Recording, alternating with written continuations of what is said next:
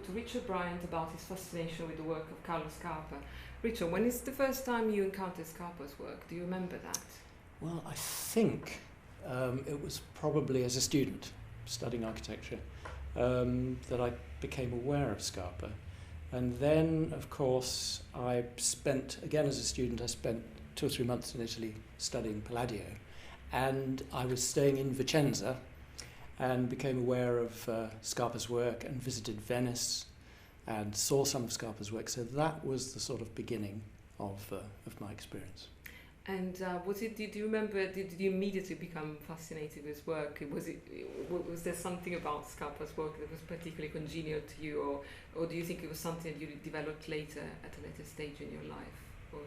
I think straight away there was a sort of attraction, because when you walk into a Scarpa building or you have a look at a Scarpa building, there's an immediate emotional response because of his use of materials, mixing new and old, his fascination with crafts. So I would say there was an immediate response, sort of yeah. instinctive Yeah. response in a way to his work. And I mean, we have in front of us a selection of images, of the images that you took of the Canova Museum in Possagno in Veneto, which is probably the biggest project you worked on, regarding Scarpa, and it was like your own project, was it? It wasn't commissioned, am I right? Do I remember correctly? Well, I went and visited this one, especially early on, and absolutely fell in love with it because of the quality of the light and the spaces and everything about it. So I knew I had to go back at some point and photograph it, but not for many, many years afterwards. Okay, so yes. So how did it then come about? How did you? How the project come about? Do you remember? I think it was because I met a lovely architect here in London called Stefan Buzaz, and we met because of the Soane Museum. Basically, I photographed the Soane Museum extensively, and he was I don't know whether he was on the sort of the board at the Soane or whatever, but he saw my photographs and started writing to me. Lovely, I didn't know this. Lovely letters. So. I didn't know and he said, I've seen your photographs and I have to meet you. And he was such a charming man. I got together with him and we became lifelong friends. And he happened to know the project, or I don't know how to describe it, the architect who oversaw Scarpa's work after he died, called Luciano Gimin in Veneto, and so he was able to arrange access to the Possagno Museum. And I was already working for, I think it was Wasmut originally in Germany, and then Axel Menges was the editor, the publisher, who then we persuaded to do a book of Gypsoteca Canoviana. So that's how it all started. Fantastic project. So was Stefan also a fan of Scarpa? Absolutely, he was. Very much so, yes. I think he knew Scarpa. I think he met him anyway. Right. So we all went off together, Stefan and myself. This was when, sorry, Richard? Goodness, what year was it? I don't know. I was still shooting on film, so it must have been... Was it in the 90s? It must have been late 90s, yeah. My assistant at that time was a lovely chap called Mark Wilde, and the three of us went off and had 8 days of beautiful weather and lovely food and absorbing this incredible architectural experience, and had the time of our lives. So you felt you had the luxury of time as well. You didn't have any restrictions. Because it was a self-generated project, I could just do it at my own pace and what I wanted to do. And in terms of season, was it? Did you choose which season to go, or was it just whatever happened? I think it had to the right fit time in your schedule. Yeah, it had to fit in with my other work, unfortunately. But even so, we were very lucky and got lovely light, magical light. And this project is all about light, so that was very important. Can you tell me a bit like what the building is like?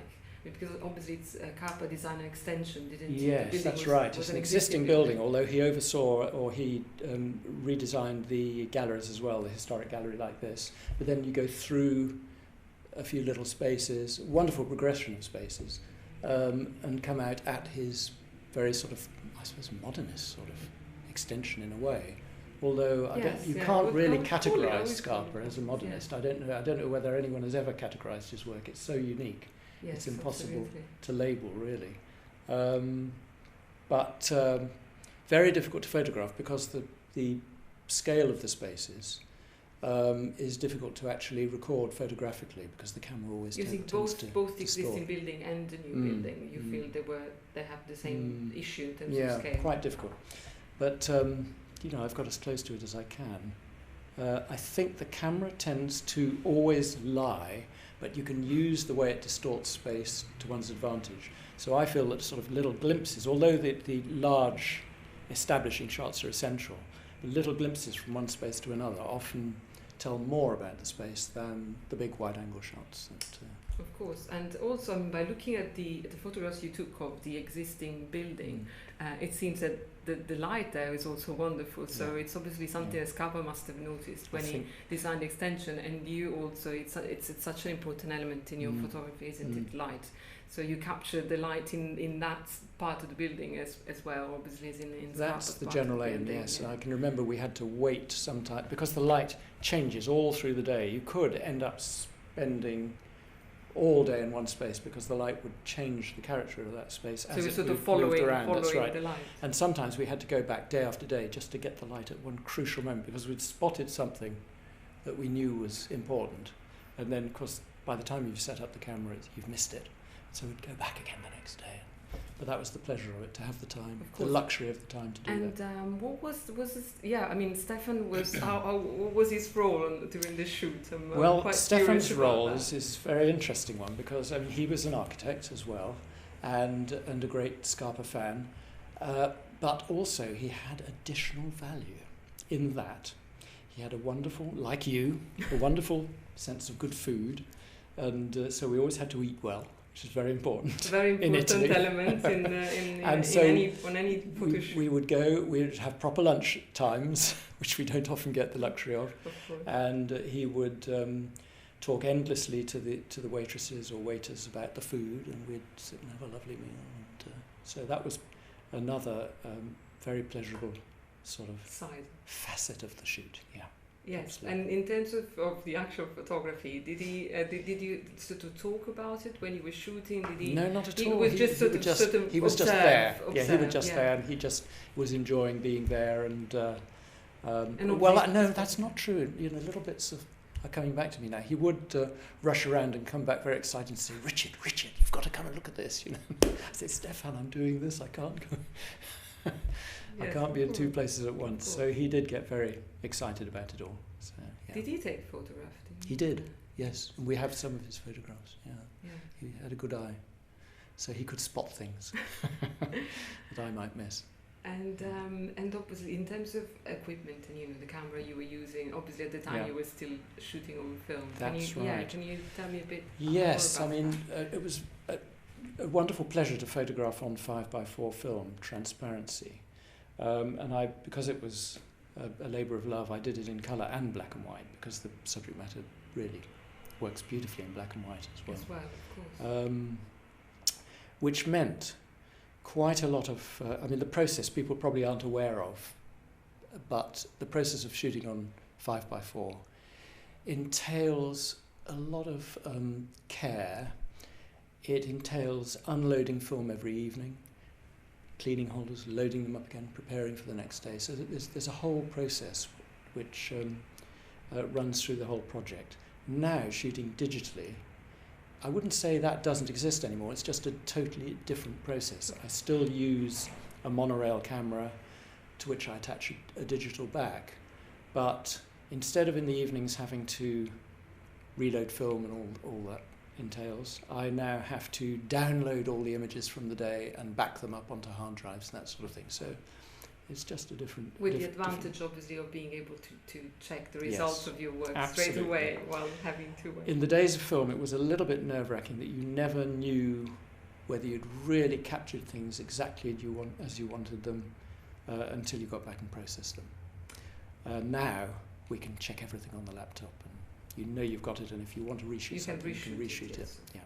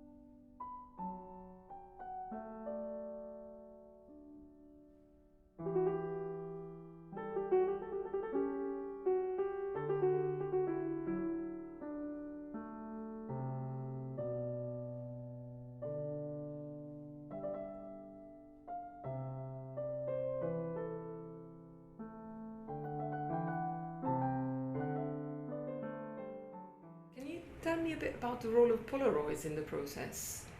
Well, because I don't think many people realise that, yeah. you know, with photography with film, Here we especially have, on medium or large format, Yeah. lots of photographers are used to, and still the ones that still do film photography use Polaroids. That's right.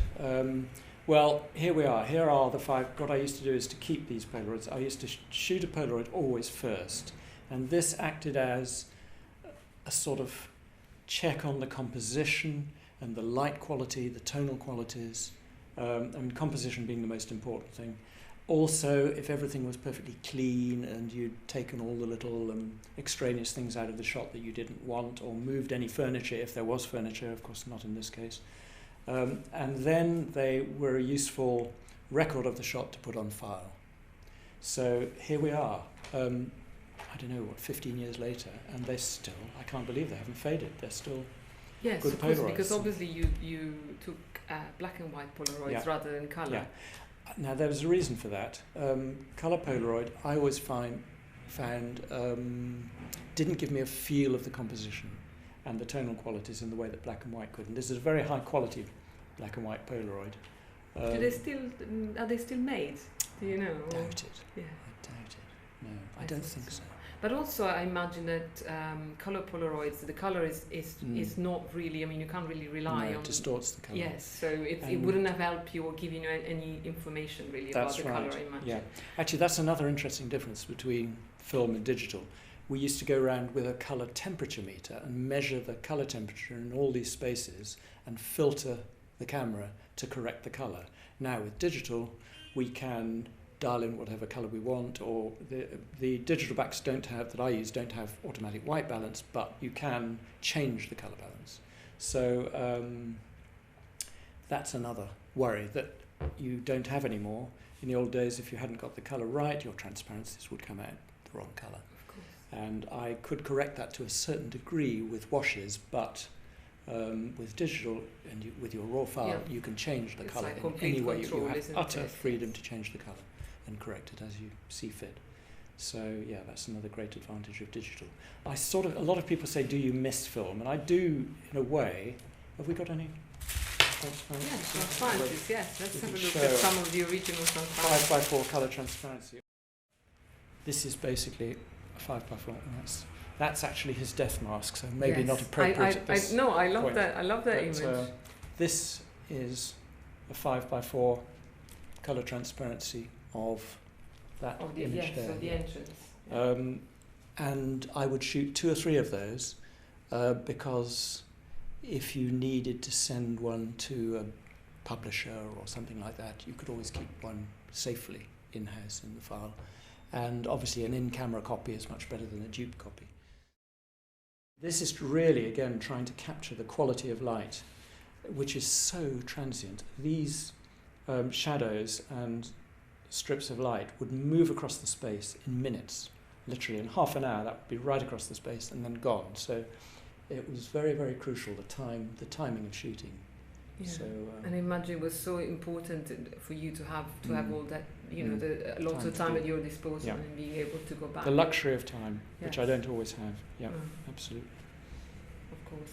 And I mean, obviously, these interiors are fantastic, but the ones of the Scarpa extension is this obviously this striking contrast between the simplicity of his architecture and these incredible statuary or the casts. Wonderful combination. Yeah, I think Scarpa had a real sensitivity for the combination of materials and the crafts with historic elements, like no other architect, which sort of brings us on to my next pet project, which would be Castelvecchio, which I would love to do, which is probably the ultimate project he designed. And that would be something I would love to do in the future, so maybe another week of photography. Even if you haven't photographed that one yet, you have photographed another museum where Scarpa designed Abatellis in Palermo. Palazzo Batellis, yeah. And this was another self-generated, I was on my way to photograph Giorgio Armani's house in Pantelleria, and this seemed a very good stopping off point and an opportunity to photograph Palazzo Abatellis, and very, very different project. I mean, equally pleasurable, but there are a few contact sheets. Yes. Yeah, completely different building. Obviously, still the combination, historical no building. No real modernism, but the intervention is wonderful use of colour. Again, the way Scarpa would put these artifacts into the historic building in a very contemporary way has just never been matched by any other architect, I don't think. How did you find shooting in Palermo, in Palazzo Batellis it after was all those more years? It's very different in a way. With Pisanio, I was photographing with two men, and in Palermo, I was photographing with two women. Does that make a difference? As a help, yes. So that made it different for a start. But no, the qualities of light completely different. The light was far more difficult in Palermo, in Abatellis, because the Scarpa hadn't made any changes, obviously, to the fenestration. He couldn't, No. But the building was as it was, and that was it.